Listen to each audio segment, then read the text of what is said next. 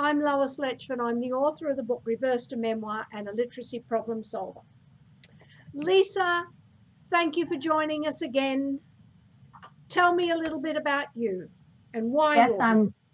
I'm Lisa McCarty. I am an RN, and I have two dyslexic sons and a dyslexic husband. So I've learned a lot over the years with this, and I'm just thrilled to be doing this series with you because I think it's so important. I'm a dyslexia advocate, and I'm also a member of the Decoding Dyslexia Pennsylvania, and I work closely with other dyslexia groups as well. So I'm in it to win it.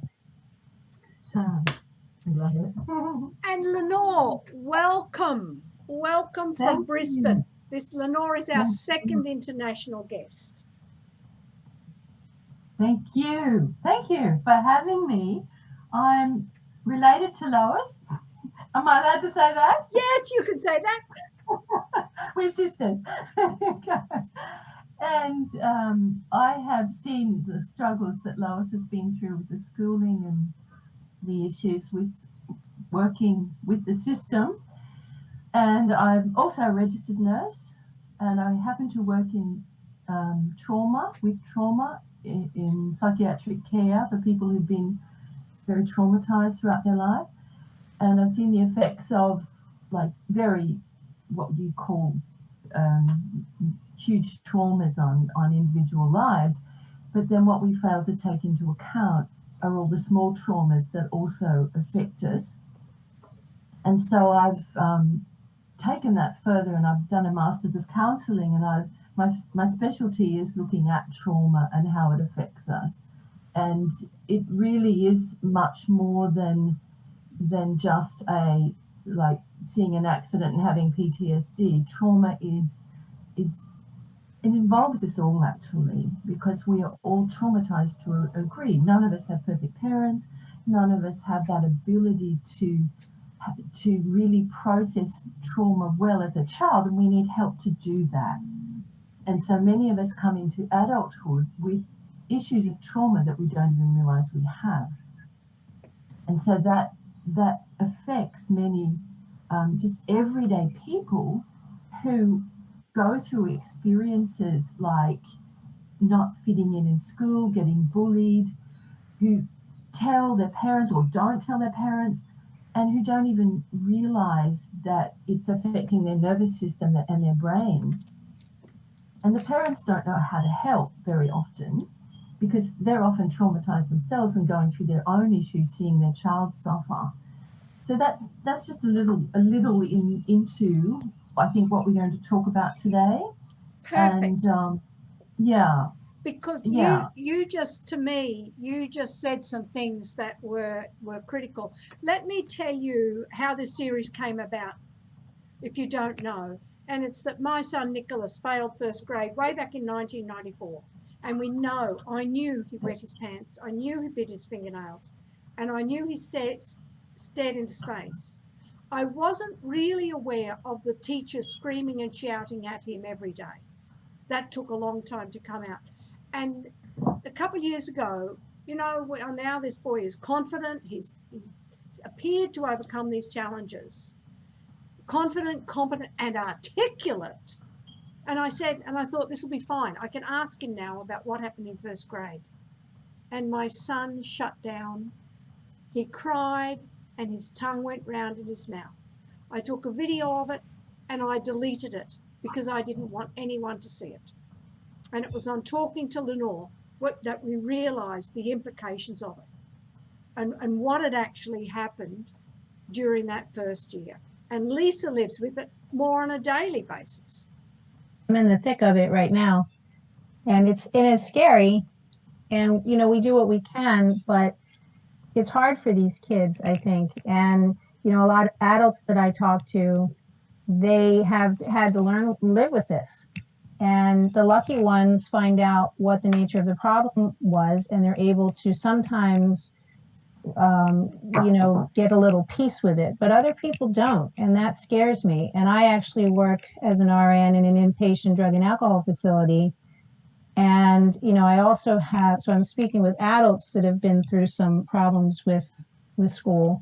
But I also have my sons who in talking to their friends, it's serious and it's dangerous.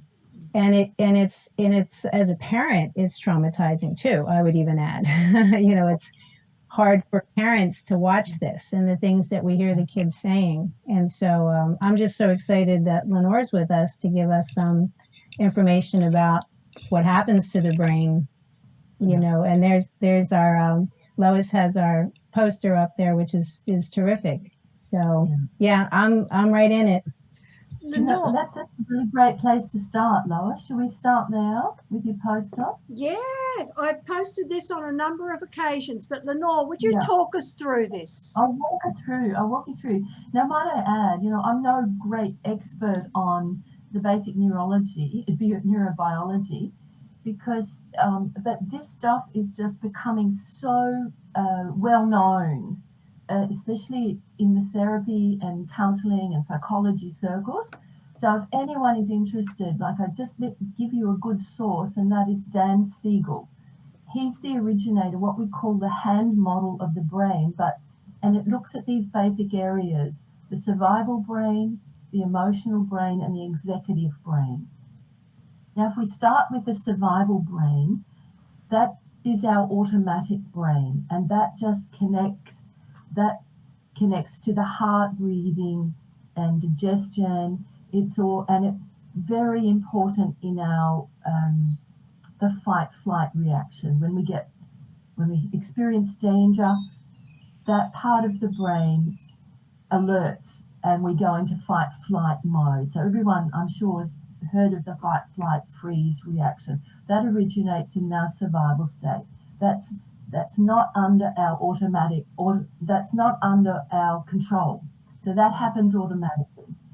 Then we have the emotional brain, and we call the social emotional brain in the limbic system, which is the next one. And if you do the beautiful Dan Siegel hand model, the automatic brain is in the palm. The emotional brain is in the thumb, which is just over your palm.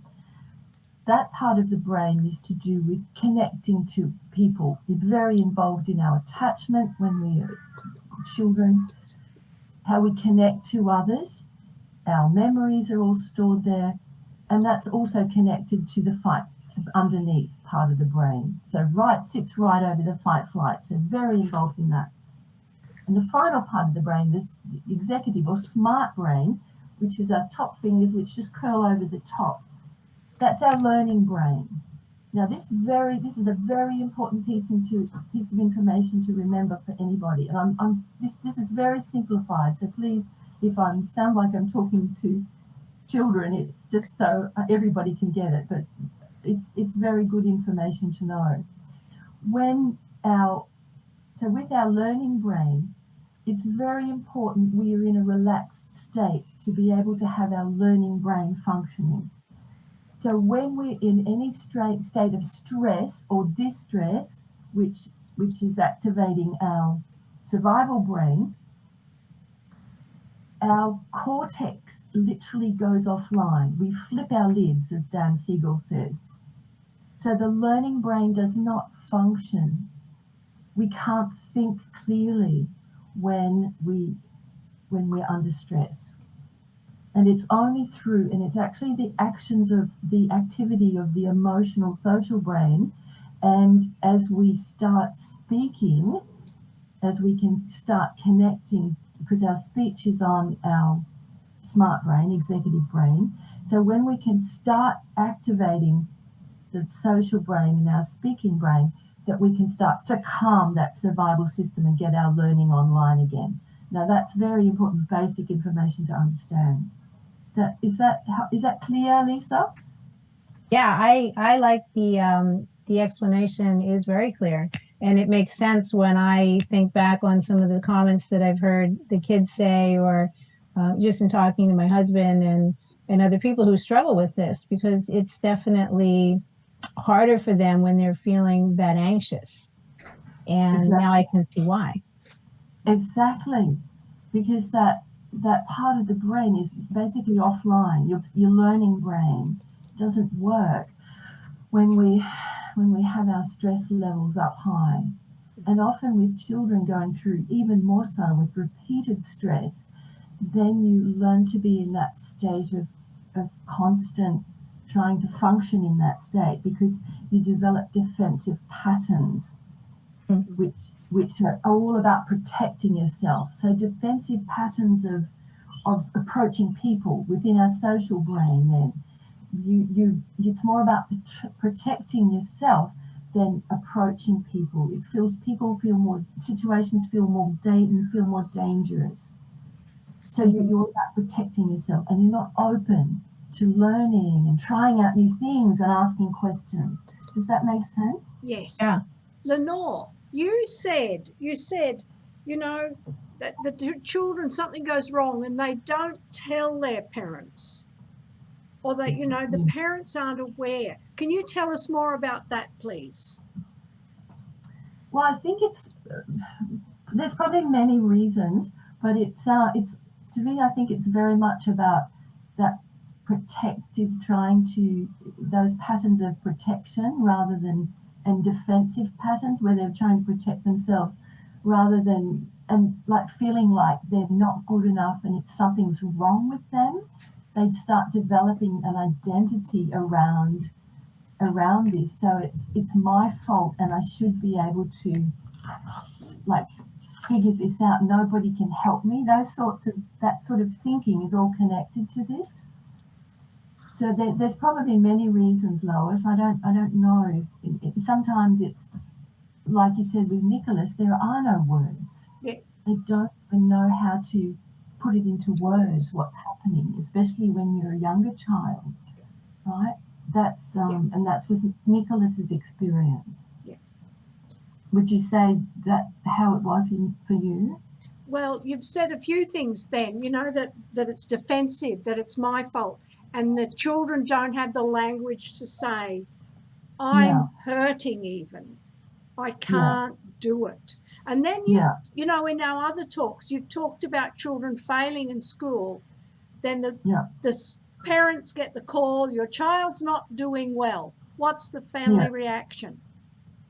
Well, it sets off, as Lisa talked about, it sets off a chain reaction in the family because parents go into stress as well.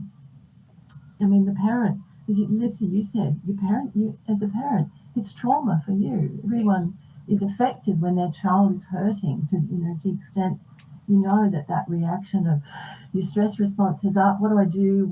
How do we approach this? And often we go in guns blazing as well, because it's like, it's hard to just keep open and feel like this is an easy thing to do because you don't know what to do either. It's scary. It's scary and you're stressed. It's scary and stressed. And what stress does to the brain is that whole process we talked about, your executive, your learning brain, your ability to hear and be open is also not doing so well.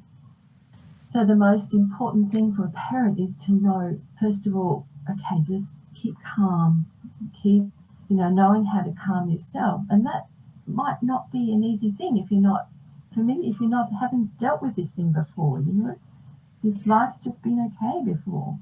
And Lenore, I've noticed with kids who have learning problems or other problems at school, it's not just learning problems. It can be social, emotional things going on with groups of kids, whatever it is.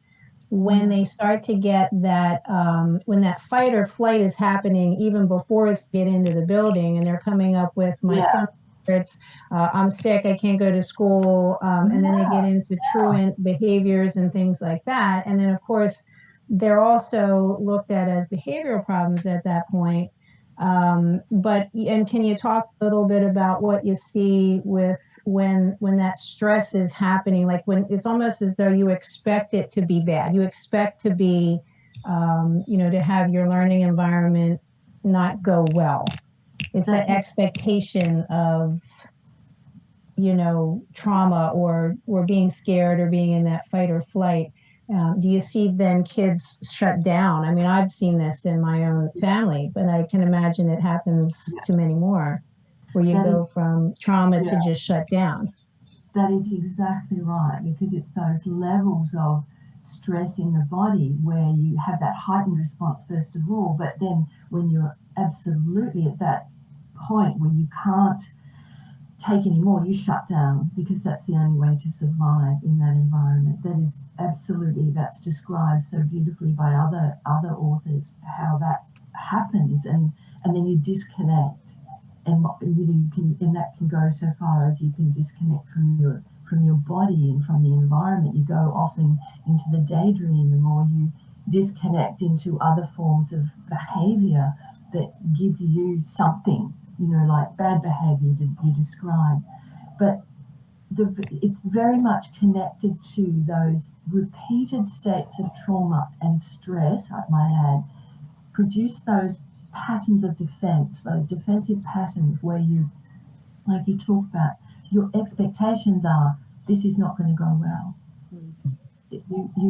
Your whole view of the world is affected because you have these repeated situations. Why would you expect any different? There's no one there to help me, This is the way. Yeah. And so you, instead of a patterns of approach, which is when we feel safe and connected to another human being. This is our basic attachment learning that tells us we need safety as the very basis of all social connecting. We need to feel safe and connected to another human being. Then we can be open to approach. Then we're open and we're curious and we're looking for, hey, this is a great world. And then we look around and look, the little kids look for mummy. Yeah, mummy's there, I'm good, and off they go again. So that beautiful picture of, what good attachment looks like. But attachment never stops. We're always looking for those safe connections to thrive. That's part of us as people. We need healthy connections. We need that safety all through our lives. It doesn't stop when we're little kids. And when we feel safe, when we feel like we're not going to be attacked, like we've got something to offer, yay, we're just excited to go out there and explore. And that's what our kids lack, right? Lenore, we've been talking a lot about this offline, but we talked about why you and I and Lisa thinks the word fun should be a scientific word. Yeah, that's great. Well, I'll put it into the neurobiology again really quickly, because let's just look at the two systems that are activated. Okay, so our survival brain is connected to the sympathetic nervous system, the fight flight, which releases adrenaline and cortisol in the body. So that puts we all know that sense of the heart rate's going, our stress is high, we're just shallow breathing, that state of just got to act, fight. It says it all very well. Our state of the emotional brain in the middle is connected to the parasympathetic, very simply. It's a little bit more complex than this, but the basic function is with the parasympathetic nervous system that works like the brake on the sympathetic. So that's the system we need to get to reduce our stress. One of the best ways to do that is just deep breaths. A couple of deep breaths. Laughing is another way. Laughter, singing, just any way to connect to that parasympathetic nervous system reduces the stress on the sympathetic. So laughing and fun is a surefire way. If you can laugh, you're right. You get this. You can't be stressed and laugh at the same time. It's just beautiful how the body works. But we need to tap in to knowing how it works and finding the ways that tap into that and the strategies that help our kids. Right? Does that make sense? Yes. I mean, that's what I did with Nicholas. Yes. And I asked him when he's 28, what do you remember from this time? Well, he remembers the serious stuff. But, I wrote a really silly poem for him that was, a really silly poem. And I'm thinking I'm getting one thing out of it. He wrote the ingredients for the witch's spell. 25 years after that, his Yeah. face lit up. That Yeah. was so funny. That I don't remember the detail, but they remember the feeling. That was so funny. And right on that point again, it's okay. But in our social brain, where we've all seen it now, that's also connected to our memories and our emotions. So when you have high states of emotion connected to a memory, like the fun things or the traumatic things, either high states, those are the things we remember most. Yeah. So all our stressful events where we have really high emotions, we remember those. You remember the things where there was danger and where you were really scared from your childhood, right? Yeah. But you also remember really well the things that were really fun, that you really warmed your heart, were really great, you were really connected and safe. Yeah. But also with learning, the importance of having that level of curiosity and interest and fun involved in learning, it's going to help our kids to remember. So if our kids are bored out of their brains with learning, they're not going to remember it, because that is literally encrypted into our neurobiology, right? We need to be engaged and curious and having some interest in it to be able to learn. I don't know if teachers get that when they have teacher training, but I'm sure they do. Actually, I don't think they do. And particularly with reading, we've got so much focus on you've got to learn these letters and sounds and you've got to do the phonemic awareness. They forget about the emotional engagements that are absolutely critical for a child to be connected to the text or the poem or whatever they are using. And they're just read it, answer the questions, read it, answer the question, and forgetting everything else. And it's really, tell me what happens to the brain then. Can you imagine, like the stress, what we talked about?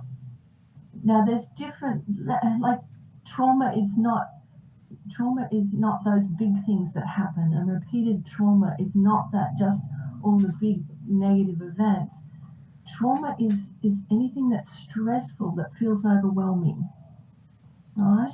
That's my definition that I go from, where we feel overwhelmed, where we don't feel we have the resources to do this.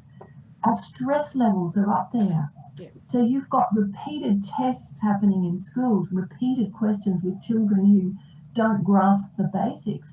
How traumatic, how stressful is that? Yeah. And it's that repeated stress, then that's forming their worldview and their identity. And like Lisa said, the issues are just become so compounded because we just don't realize how bad it is for these poor kids. Yeah. Lenore, when we have talked too, you have said what happens to our memories. When these memories are being laid down, what happens in the brain? How do we get rid of them? How do we deal with them? Oh, okay. These traumatic memories. Yes. Yes. That's a great question, because you can. It's not that you can't, like they're stuck there forever. Trauma needs to be processed. Otherwise they do get stuck in the brain. And like Lois described right in the beginning with Nick, there was no words, right? But trauma, these memories get stuck in that part of the brain, the social brain, where the memories are connected to the limbic system, the amygdala. And I mean, there's the neurobiology will go through those processes, but I can't even start to go through it here. It's very, very complex. But it's so important to be able to get that learning, your cortex online, to gently just encourage the words, or tell me what happened. Like whatever words they can get out, because once you start connecting the words, our language is in the cortical part of the brain. So you are starting to connect to your cortical part of your brain, and you're starting to get the brain to be more coordinated and connected, because while ever you don't have language, those memories are stuck there. That's So fascinating. yeah, And yeah. I think it goes beyond school and into my area, your area, where you're dealing with people who have language-based problems. They have difficulty expressing these things. And how are they supposed to work through this with folks if they can't really get that out? And I think, when Lois is talking about her son unable to process that, it's a problem, because if you're a counselor and you're dealing with somebody who's been through some of these things and also is dealing with a learning problem, say like dyslexia, you have to understand the nature of their difficulty and somehow or other, help them through this. But I think sometimes these people also get labeled as sort of, unwilling to work through their counseling session or whatever. If the person that on the other end, the counselor, doesn't understand that, it can be hard. Absolutely right, because it's so vital what you said that, because that's something I needed to get through here, that you're getting into the area of it's a mental health issue then. It's affecting their mental health in a way that, and then you get all lovely labels on it, but we know these kids are not doing well, and they're using other ways to feel good, as you said before, either like getting into drugs and alcohol, or they're in these habitual bad behaviors, or they're stuck in very difficult, or they're isolated, which brings its own pain, because isolation, look, I might add, I've written in a blog, I was shocked when I read it in a book. The pain of isolation equals the pain of injury, like physical injury. We feel physical pain when we're isolated from people, or when we isolate ourselves. And what do people do? They medicate themselves for pain, right? It's a whole area of mental health we're getting into, as I'm sure so many families experience. And I find myself getting frustrated when people will say, well, other things cause these things. And that's true. Other things certainly do cause anxiety, depression, substance use problems, and suicidal ideation, all that. That's true. A lot of other things do cause those problems. But this is an area that needs attention, and we all should be caring about this. So I like to say, I understand that other things can cause all of these things, but I'm dealing with, that has learning problems, and I'm surrounded by it. And so this is where I do put that focus, so that people can understand how serious this is. Yeah. And I think as people, we like to have simple solutions, right? We like to simple cause and effect, when it is never, ever, ever like that. We are complex people. We have complex brains. It is never just this equals that. So when we have to take the whole picture. We have to look at the dynamics of what's happening in that child's life, and the complexity of how this is all, what the meaning the child is making of that. And because we're meaning making people as well. So the child is forming beliefs about themselves all the time in those early our developmental years are fundamental. Fundamental learning is occurring as we send our children to school and in our homes, right? So when we're often parents, we don't know what to do. I've been there. I've parented 2 children, and you keep doing the same thing over and over, because that's all you know, and keep getting the same result, because you don't know to do anything different.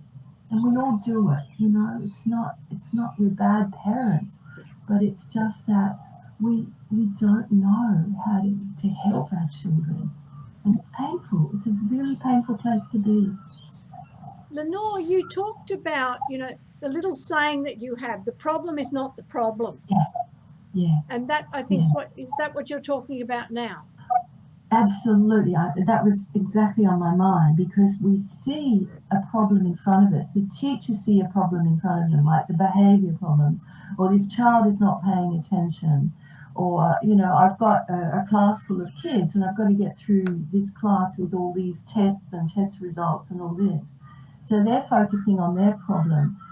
The problem often, like the problem they're seeing in the children, is not the problem, as we know as parents. The problem is not the problem.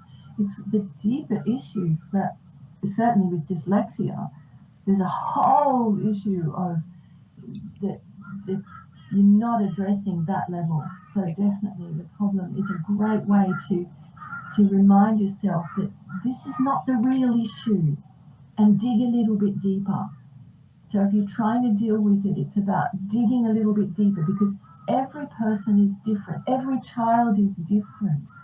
So with one child, you might have to, like with Nicholas, he said he had no words for that experience, but you could start connecting with him on the fun things. So you start to connect where you can, build connection where you can, which starts connecting other areas of the brain. So it's like you've got to always start from a place of safety. What can your child cope with? And build connection where you can, and then start going deeper and deeper to where the real issues are. Does that make sense? So really, I'm just listening to the birds in the background, which is Brisbane, Australia at 6 a.m. Yeah. The crows are really talkative.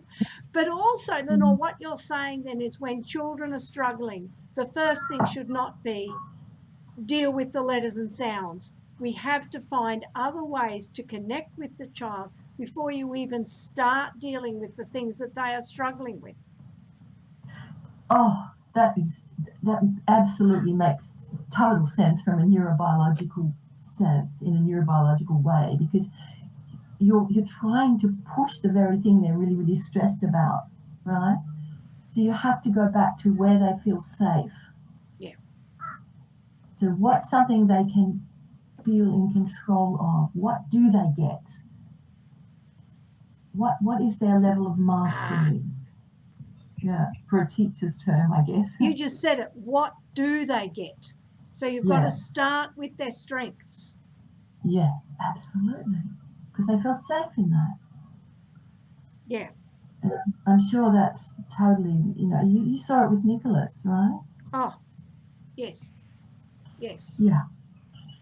And recently Dr. Tim Rosinski wrote a post and gave all of the positives on the poetry and the power of poetry. And I wrote and added, you've got to add the emotional connection. Oh, beautiful. I love it. And when we're providing, you can do this.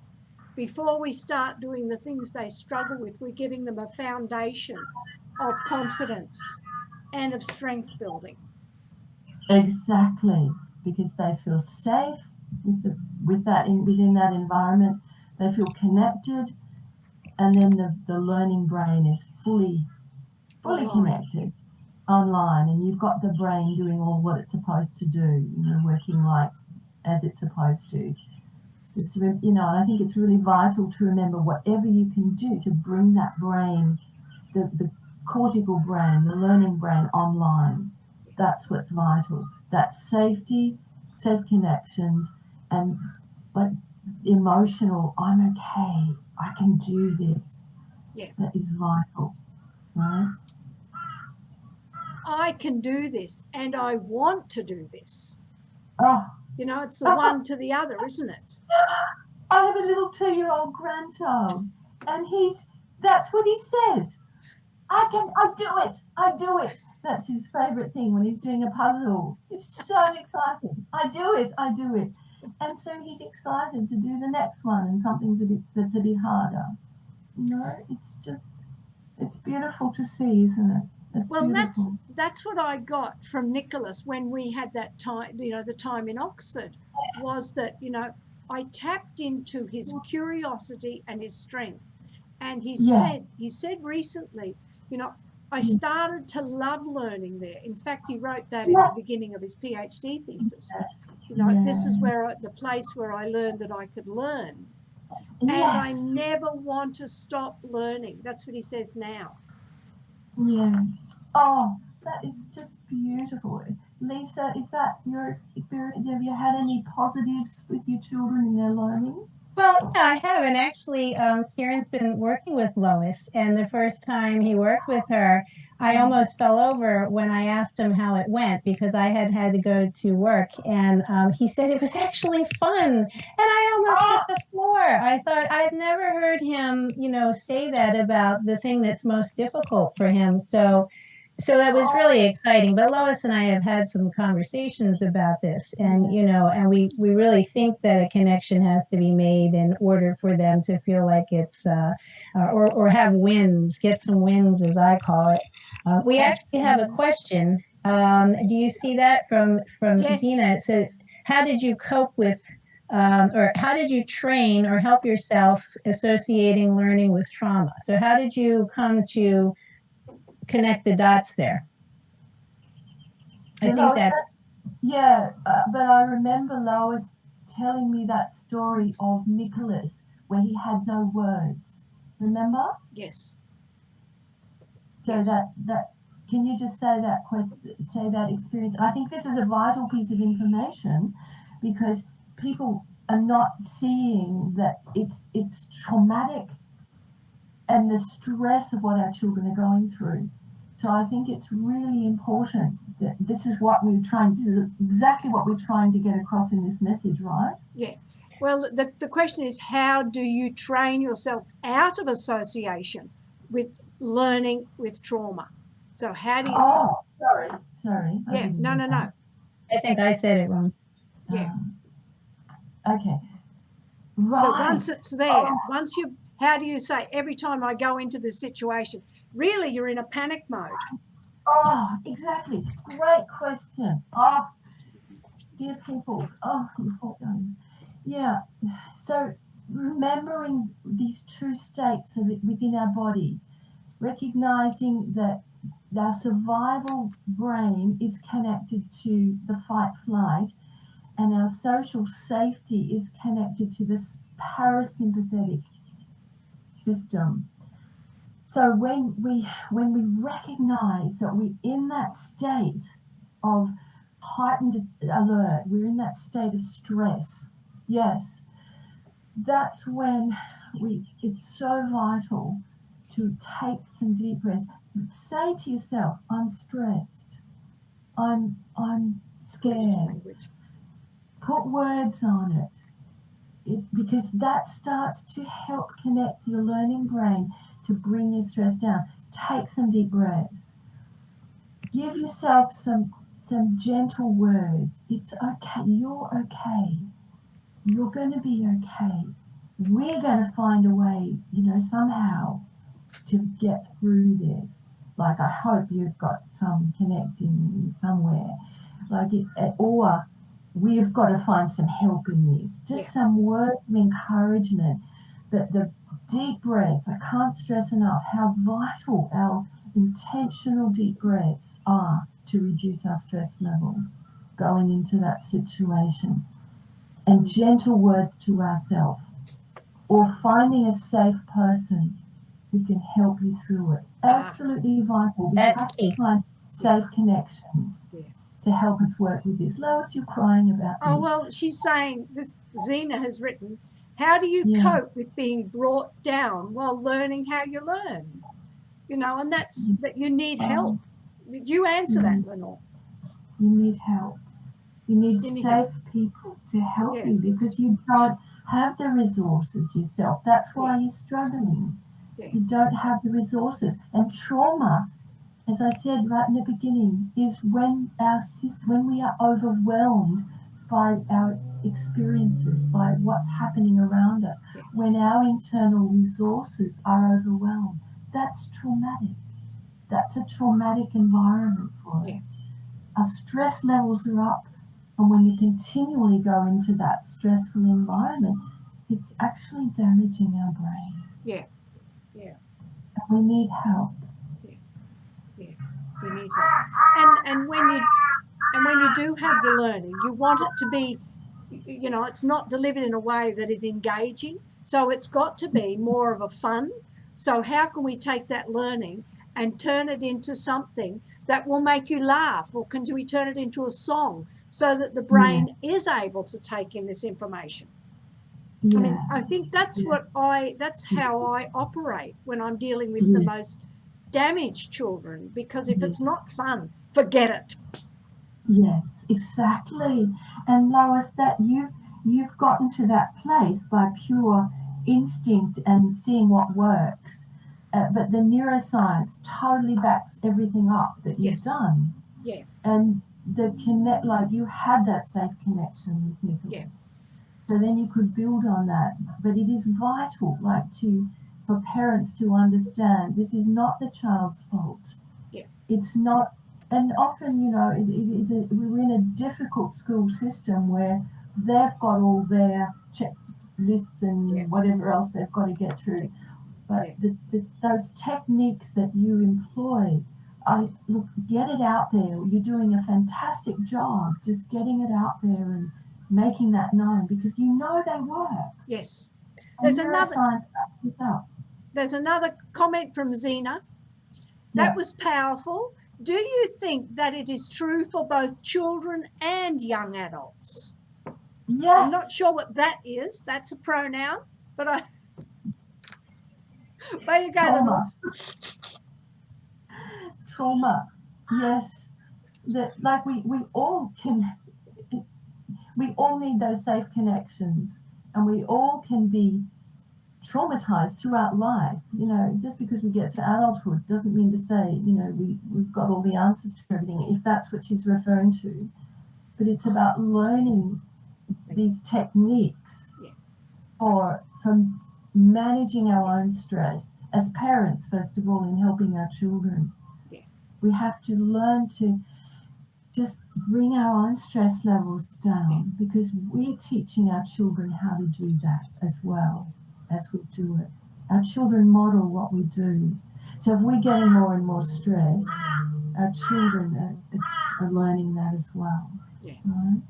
Right? So look, it's really important. And that also probably also started to answer. Christopher had a question. Do we have any advice? And this goes to the three of us. Do we have any advice for coping with academic trauma? I would say, getting that cheerleader who understands it is key. Getting that, I'm a dyslexia advocate. This is why I do what I do, because I want to have somebody in their corner that understands it. That's my advice. Find somebody that understands how these kids are feeling, how they learn best, and help advocate for them, and then teach them to advocate for themselves. That's where we are with my youngest son, and I have to tell him, you have to understand this, and I say, here's your opportunity to learn how you learn. And we are his cheerleaders in helping that, but we also understand this, and that's not so for some of the kids. But you have to find that key person or people, teacher, parent, somebody that can help. That's my advice. Absolutely. That's that whole feeling of I'm not alone in the world. Yes. Because when you feel alone, it's damaging. Like it's pain. We feel that pain in our nervous system. It's an injury, and in isolation and loneliness is again going into that arena of mental health, that habitual isolation, and I'm alone with this and disconnected from people because everybody else seems to be getting it, but I can't. It's damaging your nervous system when this is their continual experience. So yes, safe people, getting them connected to safe people, but teaching skills of getting their stress levels down, managing stress, right? Recognizing when you're feeling stress, teaching your kids this so that they start to recognize it in themselves. I can feel like, what does stress feel like in your body? And I've written this in a blog. Your heart's racing, you're all that. So the kids start to see that as normal if this is happening all the time. But teaching them that no, we can actually work. We can take some deep breaths, start to, whether you just have to hum or sing or something. Yeah. Think of something positive or something just to help you get the stress levels down. Hold something in your hand that's an object of connection and something that's meaningful, and then you can feel that you're holding something. It moves something in your brain. So all there's little strategies. There's just get help so that the child can start building some strategies to help managing their stress, and they're not feeling like they're powerless. Yeah. It's really important. That's really huge. The feeling that you're not powerless. I mean, Yeah. what we've talked about a lot, because I think we've said, when children are failing, they don't have the words. Yeah. So we have to, give them words and say it's okay to feel bad. And then when the school calls us up and says the child's not doing, we are the ones who have to stop and say, let's take a breath and let's examine this before we start condemning the child and looking at what else we have to do. What other comments do you have, Lenore? Time's running up. Well, I just loved what Lisa said before, advocate, because if your child doesn't have the words, then as a parent, you can see your child's distress. And rather than it's the problem is not the problem. So dig a little deeper, and you have to find the words to advocate on behalf of your child, and to be give them, to speak those words, and to empower them. Right, that's what Lisa said before. I hear there's a whole network of this happening, which is powerful, because collectively we can do it. Right, we need to think in a collective way. We have greater abilities as people, and we need to build connections as people, not divide. We don't do well when it's us and them, where we're dividing each other, where it's like, even with teachers, we don't do well when it's like, going with all guns blazing. We do much better if we go in and say, hey, we've got a collective problem here. We need to try to find ways to deal with it. Does that make sense? Yes, that's perfect, Lenore. Our time is running out. Yeah. So we all have to take a breath. Where am I gone? I've lost something. Yeah. I've lost everything. Thank you. I'm back again with the help of Isaac. Lenore, thank you for your insights. And I've taken away, the problem is not the problem. Stop blaming the child. When a child's in fight and flight, nothing's going in, and they have no control. Yeah. When a child is feeling physically isolated, we're back into fight and flight, and it's physical pain. They're the things we have to change. Start with safety, start with connections. But ultimately, for children who we want to succeed, they have to be laughing, emotionally engaged, be curious, and turning the word fun into a science word. Yeah, absolutely. I love it. Lisa, is there anything else you want to say? I think you just hit all of it. You had all those points that Lenore brought up, and I think you covered it all. Yeah, it's absolutely great to connect on that. That power of connection is powerful. When we are connecting and agreeing with these, it warms your heart, and just take that away. We need those warm heart connections. I do have one thing to add. Yes. Yeah. And I say this all the time, to research yourselves, do your own research into some of these things, because if you're waiting for schools to uncover some of this, if you're waiting for other people to understand it, it might not happen quick enough. And so if you know that there's a problem, you research these areas so that you can understand them a little better, because I think part of what happens with parents, as we've mentioned, is we're scared. we're scared and it makes everything worse. So if we have the knowledge base, we can help to educate other people on what some of these kids and even people who are in college, whatever, a lot of people are undiagnosed with certain things. And if you do your own research, you can help uncover what's needed. We have one more question, and it's from Zena. If the parents aren't supportive, how can a person become their own cheerleader? Research. Yes, Research. yes. Information is power. It really is. Yeah, but also connect to yourself. Like when you notice you're most stressed, learn to get your stress levels down yourself. Be your own friend in that. So that's really important. Connect to yourself and then connect to supportive people to help you research. And other groups. There's a lot of groups that are available on Facebook and online, and you can be your own support system and bounce ideas off of each other. I think there's a lot of information out there that can really help people. And there are things, if you're a struggling reader, for example, there's a lot of great YouTubes. This is one of them, right? A lot of great YouTube.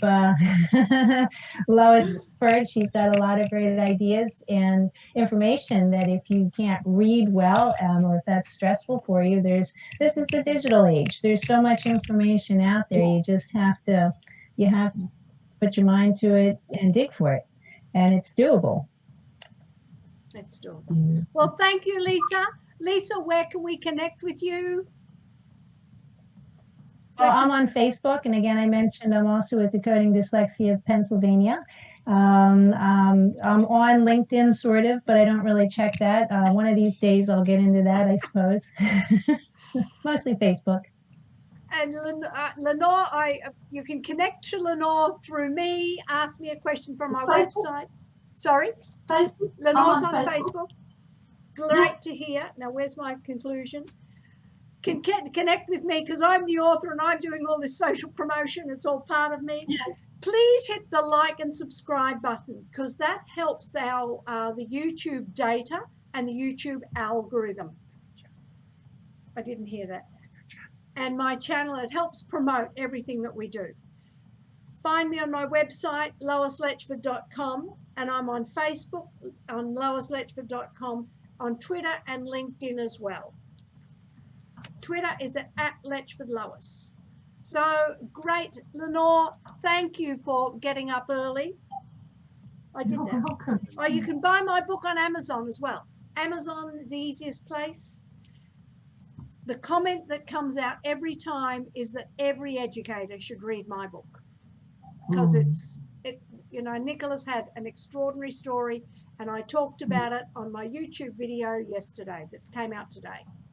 So Thank you, Lisa, and thank you, Lenore. And next week we are talking to Don Wynn, author, dyslexic, and his topic is when learning to read is not enough for a dyslexic. And he had really quite a traumatic experience going through school. I just said that. And we look forward to having you all there. And again, thanks, Lenore, and thank you, Lisa. Okay. Yeah, thank you, Lenore. And I've got to go and do some teaching now. Okay, bye-bye. Bye. Bye. Thanks, Lenore. Okay.